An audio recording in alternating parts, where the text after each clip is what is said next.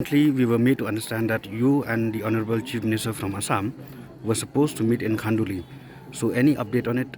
Yes, we were supposed to meet, but because of different situations in both sides, which had not much to do with Khanduli as such, sometimes it was at a personal level, which with the Assam CM side, sometimes personal level at my side, sometimes the official programs as his side or my side, because of which the exact dates could not be finalized, and then now we have Independence Day also coming in.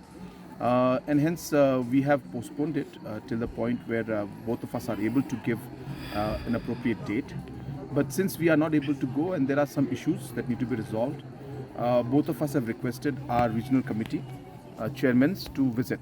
So we expect that post the 15th of August, the chairmen of the respective regional committees from both sides will be visiting. The exact dates have not been fixed, but tentatively immediately after the 15th of August. So it could be 16th, 17th, 18th. Also, the two chairmen of the regional committees from the two states will be visiting Khanduli, and they will work towards resolving some of the slightly sensitive issues that are going on right now. And pertaining to the entry tax gate that was set up by the KAAC, anything that is on what it? I'm referring to.